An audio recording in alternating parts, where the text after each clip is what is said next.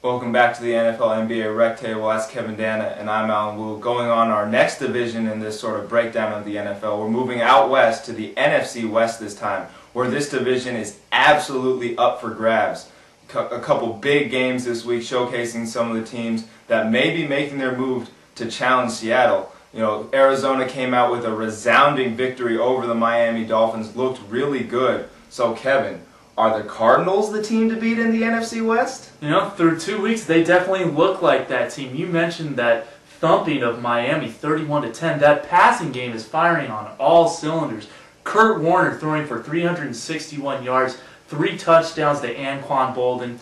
Bolden and Fitzgerald combining for 293 yards receiving in that game. And this is the first time Arizona has started the season 2-0 since 1991. Now, they finished 4-12 in 1991, but this offense looks like it can carry this team to 9 or 10 wins. That's really all you need to win this NFC West. Yeah, I think the big thing for them, too, is the defense is able to keep them in games a little bit. Of course, you know, they played the Dolphins, granted. But that's what good teams are supposed to do. Against inferior teams like that, you're supposed to blow them out. You're supposed to just wipe them off the floor. So I think that the defense came out and showed that they can keep them in games, especially going back to week 1. 5 turnovers forcing 5 turnovers from the San Francisco 49ers, able to keep that offense in the game, and now that offense is going a little bit. So I think that they have all the tools on both sides of the ball in this NFC West. But there's still those other teams. A big divisional game this past week. San Francisco beating Seattle in overtime up in Seattle. But it's a real close game all throughout. Looking at those two teams, which of those two teams do you think has the better chance of, you know, being right alongside Arizona looking for this division crown? Well, even though they lost to the Niners yesterday, I think that the Seahawks are still in the top 2 in the NFC West. You take a look at what Matt Hasselbeck had to work with on offense. He had his top 4 wide receivers out and was basically throwing to no one. And he still kept that team in the game. They still put up 30 points against the 49ers, albeit, you know, a couple of that helped by the defense, a couple of those touchdowns helped by the defense. But they still have one of the best home field advantages in football. That offensive line from the 49ers just looked in total disarray, much in large thanks to that Seattle home crowd. So I think with their home crowd and when receivers do get healthy, this is going to be a team that's going to be able to compete for the division.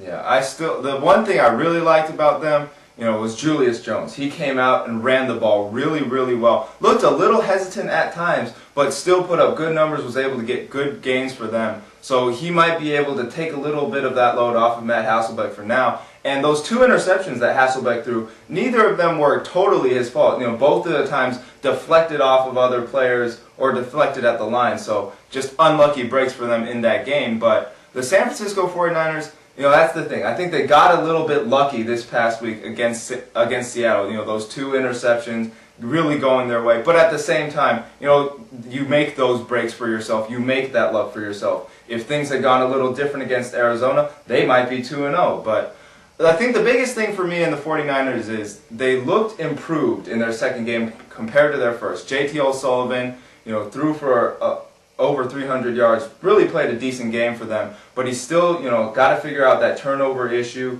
You know, still had the 1 fumble that luckily he was able to recover, but, you know, you can't be turning the ball over like that. And the thing that worries me, you mentioned it, that offensive line looked dreadful against the Seahawks, allowing 8 sacks, not able to get any push at all for Frank Gore. And that's going to be a big problem. If they really want to win this division, they need to shore up that offensive line and make sure that Frank Gore is able to just run at will, because that's really the strength of that team right now. But as it stands, I think that Seattle, once they can get some healthy receivers again, you know, especially with the way that defense showed up against the 49ers, I think they're still going to be, you know, a better team than the 49ers, although the gap is closed a lot, I think.